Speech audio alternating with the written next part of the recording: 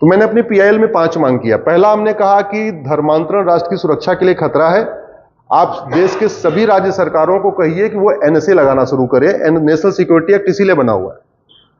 दूसरा, मैंने कहा धर्मांतरण हमारी देश की एकता अखंडता के लिए खतरा है, और जो एकता अखंडता के लिए खतरा होता है उसके लिए कानून है यूएपीए, लेकिन कोई भी राज्य सरकार लगा नहीं रही है। तो हमने कहा आप राज्यों को बोलिए उस पर यूएपीए लगाए।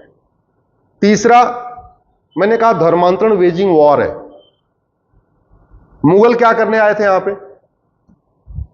सत्ता के लिए आए थे क्या? सत्ता के लिए आए तो सत्ता मिल गई तो सत्ता लेके बैठे रहते, राज करते रहते। अगर मुगल राज करने आए थे, बिजनेस व्यापार करने आए थे, तो फिर तो राज मिल गया तो राज करते रहते।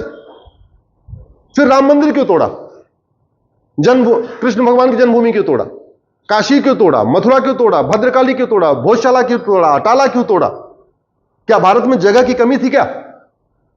अरे अगर नमाज पढ़ने के लिए मस्जिद बनानी है तो जहां जन्मभूमि थी उससे 1-2 किलोमीटर दूर खूब जगह ही जगह थी, अयोध्या में बना लेते अपना मंदिर। बनारस में खूब जगह थी, मथुरा में खूब जगह थी। वो राज करने नहीं आए थे, राज उनके लिए एक साधन था।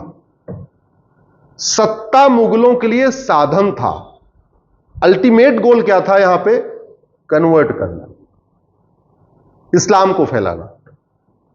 ऐसे दूसरा जो हमें एक झूठ पढ़ा दिया गया और दिमाग में चलता रहता है, ईस्ट इंडिया कंपनी यहां बिजनेस करने आई थी और अंग्रेज यहां राज करने आए थे। अगर ईस्ट इंडिया कंपनी बिजनेस करने आई थी और अंग्रेज यहां राज करने आए थे, तो उन्होंने ऐसी पॉलिसीज क्यों इंप्लीमेंट किया जिससे कन्वर्जन होता शुरू हो जाए? उन्होंने पूरे देश भर में सिविल लाइन बनाई। 1894 में उन्होंने लैंड एक्विजिशन एक्ट बनाया अंग्रेजों ने, और पूरे देश में हमें क्या समझाया कि ऐसा है, हम लैंड एक्वायर कर रहे हैं, यहां पे हम कप्तान का ऑफिस बनाएंगे, कलेक्टर का ऑफिस बनाएंगे। ठीक है, और बनाया भी। तो जहां 5 एकड़ जमीन चाहिए थी कलेक्टर ऑफिस, कप्तान ऑफिस बनाने के लिए, वो 500 एकड़ एक्वायर कर लेते थे, और बाकी रेस्ट ऑफ द जमीन वो चर्च को दे देते थे। इसलिए पूरे भारत के सिविल लाइन में आपको जहां जहां सिविल लाइन है, जहां कलेक्टर का बंगला है, कप्तान का बंगला है, उसके बाद सारी की सारी जमीन चर्च की है। तो जो अंग्रेज आए थे वो चर्च को स्टैब्लिश करने आए थे, जमीन उनको फ्री में दे दिया। फिर उन्होंने अपना स्कूल खोला, अपना हॉस्पिटल खोला। और स्कूल और हॉस्पिटल क्यों खोला? क्योंकि यहां थोड़ा स्कूल हॉस्पिटल में जो आएंगे उनको इलाज करेंगे और उनको कन्वर्ट कर लेंगे। तो स्कूल हॉस्पिटल किस लिए बनाया? कन्वर्जन के लिए। और आज भी वही हो रहा है, कॉन्वेंट स्कूल और क्रिश्चियन के हॉस्पिटल कन्वर्जन के अड्डे हैं, वहीं से कन्वर्ट किया जा रहा है, ब्रेन वॉश किया जा रहा है। इधर सॉफ्टली ब्रेन वॉश करते हैं, उधर हार्डली कन्वर्ट करते हैं, अलग तरीके से मदरसे में कन्वर्ट होता है। तो यह सबसे बड़ा झूठ है।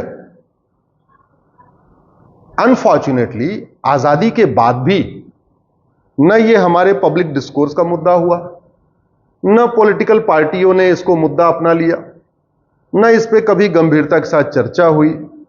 दुर्भाग्यवश जो पार्टी सत्ता में आई उसका डीएनए कुछ अलग ही था, भारत का डीएनए नहीं था उसका। तो उसने वो सारे काम किए जो मुगलों ने किए और अंग्रेजों ने किए। कांग्रेस ने लगभग 50 ऐसे कानून बनाए हैं जिसमें से 30 के आसपास दोनों को प्रमोट करते हैं, क्रिश्चियनिटी और इस्लाम को, और 20 ऐसे कानून हैं जो केवल क्रिश्चियनिटी को प्रमोट करते हैं। उसमें से लगभग 25 कानूनों को मैंने सुप्रीम कोर्ट में चैलेंज किया, हाई कोर्ट में चैलेंज किया हुआ है। उदाहरण के लिए माइनॉरिटी कमीशन चल रहा है भारत में, माइनॉरिटी अफेयर मिनिस्ट्री चल रही है। इसका वो चल क्या रही और कर क्या रहा है देखिए, और आपके पैसे से चल रहा है, आपके जीएसटी से, आपके इनकम टैक्स से, आपके टीडीएस से, आपके वैट से ही वो चल रहा है। माइनॉरिटी कहीं डिफाइन नहीं है। कौन माइनॉरिटी न संविधान में लिखा है न कानून में लिखा है, फिर भी माइनॉरिटी कमीशन चल रहा है, माइनॉरिटी अफेयर मिनिस्ट्री चल रही है। माइनॉरिटीज को 1-1 हजार रुपए वजीफा दिया जा रहा है। आपकी जो पूरी धारावी की डेमोग्राफी बदली कैसे, वो मैं आपको बता रहा हूं। जो पहले धारावी में 80-20 था, जस्ट टर्न अराउंड होकर 20-80 हो गया। धारावी की 1980 की डेमोग्राफी 80 और 20 थी। आज की डेट में आपकी धारावी की डेमोग्राफी 20 और 80 हो गई। हुआ कैसे? धारावी में रहने वाले सबकी जो इकोनॉमिक स्टेटस तो एक जैसी है। अब झुग्गी नंबर 1 में हिंदू रहता है, झुग्गी नंबर 2 में कन्वर्टेड हिंदू रहता है। कन्वर्टेड हिंदू को, आप लोग भी कन्वर्टेड हिंदू शब्द यूज किया करिए, कोई एफआईआर नहीं होगी, ठीक है। अब झुग्गी नंबर 2 में कन्वर्टेड हिंदू रहता है। कन्वर्टेड हिंदू को माइनॉरिटी का दर्जा मिला हुआ है, तो कन्वर्टेड हिंदू को 1000 रुपए वजीफा मिल रहा है, लेकिन हिंदू को 1000 रुपए वजीफा नहीं मिल रहा, जबकि धारावी में रहने वालों की आर्थिक स्थिति एक जैसी है। दोनों के पिता रिक्शा चलाते हैं या दोनों के पिता मान लो कबाड़ बीनते हैं, जो भी करते हैं। अब हिंदू बच्चा अपने पिता को बोलता है कि पापा वो जो बगल में है हमारे अकबर, अमर अकबर को कह रहा है कि पापा अकबर को 1000 रुपए हर महीने मिलता है। पिता जाता है, बोले भैया अकबर को 1000 मिल रहा था, अमर को क्यों नहीं मिल रहा है? तुम अकबर को भी 1000 दे रहे हो, एंथोनी को भी 1000 रुपए दे रहे हो, अमर को 1000 रुपए नहीं दे रहे हो। एक मूवी आई थी ना, अमर अकबर एंथोनी। तो वो कहता है कि वो इसलिए नहीं मिल रहा है क्योंकि अकबर और एंथोनी माइनॉरिटी हैं और अमर हिंदू है। तो बोला 1000 रुपए हमको भी चाहिए। बोले नहीं मिलेगा, क्या करो, या तो अकबर बन जाओ या एंथोनी बन जाओ। बोले हमें नाम नहीं बदलना। बोले काम करो फिर तुम नाम वाम सब अपना वही रखो, तुम केवल रिलीजन वाले कॉलम में ना क्रिश्चियन लिखवा दो, तो नाम तुम्हारा सतीश कुमार रहेगा, राम कुमार रहेगा, अनिल कुमार रहेगा, जो तुम्हारा नाम है वही चलेगा। तुम केवल रिलीजन वाले कॉलम में अपना चेंज करा दो। वो रिलीजन वाले कॉलम में क्रिश्चियन लिखवा देता है और उसको 1000 रुपए वजीफा मिलना शुरू हो जाता है। और किसके पैसे से वजीफा? जरा जोर से बोलिए जरा, अरे अपना बोलिए ना, जोर से बोलिए, किसके पैसे से? हमारे, आपके पैसे से।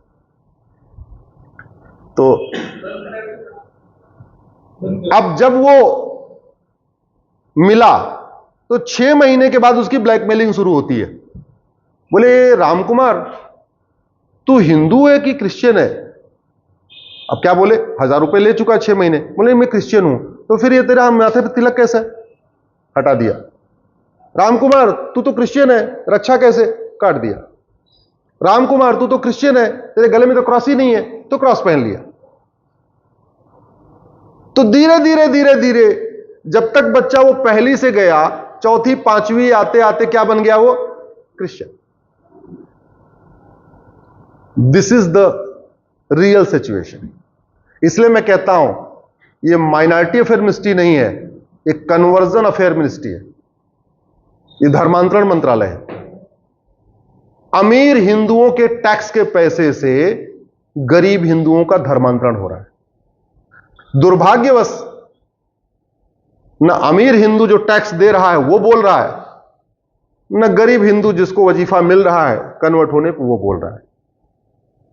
मैंने इसको सुप्रीम कोर्ट में चैलेंज किया हुआ है। मैंने यही कहा कि आप चलाओ माइनॉरिटी अफेयर मिनिस्ट्री, आप चलाओ माइनॉरिटी कमीशन, लेकिन माइनॉरिटी को डिफाइन तो करो। Who is minority? यूएन कहता है एनी ग्रुप और community which is socially, economically, politically non dominant and inferior in population less than 1%। UN की दूसरी डिफिनेशन क्या है? जो कम्युनिटी रूल कर चुकी हो, शासन कर चुकी हो, वो माइनॉरिटी नहीं हो सकती, भले ही वो संख्या में बिल्कुल कम हो। दूसरी डिफिनेशन से देखें तो भी यहां पे केवल पारसी, यहूदी और बहाई माइनॉरिटी बचेंगे। पहली डिफिनेशन से देखें वो क्या कहता है? वो समुदाय, वो ग्रुप जिसका न कोई सामाजिक वजूद न हो, जिसका कोई आर्थिक वजूद न हो, जिसका कोई राजनीतिक वजूद न हो और संख्या में नगण्य हो, 1% से कम हो, उसको माइनॉरिटी कहते हैं। तो पहली डिफिनेशन से भी भारत में केवल 3 माइनॉरिटी बचेंगी, यहूदी, बहाई और पारसी। दूसरी डिफिनेशन से भी केवल 3 माइनॉरिटी बचेंगी, यहूदी, बहाई और पारसी। हो क्यों नहीं रहा है? क्योंकि मैंने तो पीएल फाइल कर दिया, लेकिन जनता ने डिमांड नहीं किया, जन दबाव नहीं हुआ। इसलिए मैं कह रहा हूं, और इसीलिए मैंने दिल्ली छोड़ के बाहर निकलना शुरू किया। अदरवाइज मैं पीआईएल करता था, वहीं रहता था, वीकेंड में मैं भी अपने परिवार के साथ रहता था। मुझे लगा बात बनेगी नहीं, पहले मुझे लगा पीआईएल से सारा काम हो जाएगा, फिर मुझे लगा नहीं, पीआईएल के बाद जन दबाव भी बनाना पड़ेगा, लोगों से डिमांड क्रिएट करनी पड़ेगी। अब इसको पब्लिक मूवमेंट कैसे बनाए? आपका क्या नाम है बहन? हाँ, दिशा। हाँ, अब जैसे दिशा फेसबुक अकाउंट बना ले और दिशा दिशा दिशा दिशा नाम से फ्रेंड बना ले, तो कितनी दिशा बना सकती हैं? 5000। फेसबुक पे 5000 की लिमिट है। फायदा क्या होगा? दिशा नाम हिंदू में भी होता है, दिशा नाम जैन में भी होता है, दिशा नाम बौद्ध में भी होता है, दिशा नाम सिख में भी होता है, दिशा नाम ब्राह्मण में भी होता है, दिशा नाम क्षत्रिय में भी होता है, दिशा नाम वैश्य में भी होता है, दिशा नाम दलित में भी होता है, दिशा नाम केरल में भी होता है, दिशा नाम कश्मीर में भी होता है, दिशा नाम बंगाल में भी होता है, दिशा नाम महाराष्ट्र में भी होता है। तो दिशा ने क्या किया? मुंबई में बैठे बैठे 5000 दिशा को जोड़ा और जो बात मैंने बताई वो बात अपने फेसबुक पे लिख दिया, तो पूरे देश की 5000 दिशा को पता चल गया। उन 5000 दिशा ने अपने फेसबुक पे कुछ लिखा, उनकी और दिशा बन गई, तो धीरे धीरे चारों दिशाओं में बात पहुंच गई। This is the way. Mahendra भाई बैठे हुए, अब महेंद्र भाई ने 5000 महेंद्र जोड़े। महेंद्र हिंदू, महेंद्र जैन, महेंद्र बौद्ध, महेंद्र सिख, महेंद्र ब्राह्मण, महेंद्र क्षत्रिय, महेंद्र वैश्य, महेंद्र दलित, महेंद्र केरलाइट, महेंद्र तमिलियन, महेंद्र बंगाली, महेंद्र गुजराती, महेंद्र मराठी, महेंद्र सब। तो जुहू में बैठे बैठे समुद्र के किनारे लहरें देखते हुए महेंद्र भाई ने 5000 महेंद्र को जोड़ लिया। आइडिया जब फैलेगा तभी तो चर्चा करेंगे। एक और जो हम नहीं करते, हम दूसरों को क्रिटिसाइज करते हैं कि हम करते नहीं, हालांकि हमारे में कुछ लोग करते हैं। मैंने ये देखा कि स्वामीनारायण मंदिर में पूरे देश में हर संडे को 5 से 7 सभा होती है। जो उनके डिवोटी हैं वो आते ही आते हैं। मैं कम से कम 15 स्वामीनारायण मंदिर में जा चुका हूं, देश के अलग अलग। जनरली मैं सैटरडे संडे बाहर रहता हूं, तो कई बार ऐसा होता है जिस शहर में रहता हूं स्वामीनारायण मंदिर भी रहता है। जैसे अभी इस संडे को मैं पूना में था, तो उन्होंने मेरी सभा मुझे बुलाया था, वहां पे मैं गया था, और 1000-1500 लोग आते हैं, विद फैमिली आते हैं। बच्चे थोड़ा गेम वेम खेलते हैं, बच्चे वो भी करते हैं, थोड़ा जो समझदार हो गए वो कथा सुनते हैं। कन्वर्टेड हिंदू फ्राइडे को इकट्ठा होते हैं, कन्वर्टेड हिंदू संडे को इकट्ठा होते हैं सामूहिक रूप से। लेकिन हिंदू जिसका 7 दिन है, कन्वर्टेड हिंदुओं के पास एक ही एक दिन है। एक कन्वर्टेड हिंदू के पास फ्राइडे है, दूसरे कन्वर्टेड हिंदू के पास संडे है, और इधर हिंदुओं के पास रविवार सूर्य भगवान का दिन, सोमवार शंकर जी का दिन, मंगलवार हनुमान जी का दिन, बुधवार गणेश जी का दिन, बृहस्पतिवार विष्णु भगवान का दिन, शुक्रवार दुर्गा जी का दिन, शनिवार हनुमान जी का दिन या कुबेर का दिन। इकट्ठा होते हैं क्या किसी दिन? जोर से बोलिए, होते हैं? तो एक कम से कम प्रयास करना चाहिए। क्योंकि आप बिजनेस में लोग हैं, आप लोग प्रभाव इन्फ्लुएंशियल लोग हैं, आप ओपिनियन मेकर भी हैं। मेरा मानना है कि अधिवक्ता, अध्यापक और व्यापारी, ये 3 ओपिनियन मेकर होते हैं। दुर्भाग्यवश ये तीनों जितना काम कर सकते उतना कर नहीं रहे हैं। व्यापारी को लगता है मेरा काम केवल धंधा व्यापार करना, टैक्स देना, बस काम खत्म। वीकेंड में थोड़ा बच्चों के साथ मौज मस्ती कर लेना, यही अपना काम हो गया। हम सुरक्षित हैं, हमारा घर 64वें मंजिल पे है, इसलिए हम सुरक्षित हैं, हमें कोई दिक्कत नहीं है। जो होगा नीचे ग्राउंड फ्लोर पे होगा, हम तो 64वें पे हैं। अध्यापक को लगता है यार हम क्या ले लफड़े में पड़े, हम तो सेकुलर है। अधिवक्ता को लगता है हम तो केस अपनी मैटर कर लें। पढ़े लिखे जो आ चुके हैं, कुशाल और दिशा के इस वाले बैच के, इनको स्टॉकहोम सिंड्रोम है। 3 बड़ी गंभीर बीमारियां होती हैं, एक नार्सिज्म, मेगलोमोनिया, के स्टॉकहोम सिंड्रोम। गूगल कर लीजिएगा तीनों की बीमारियों के बारे में बाद में।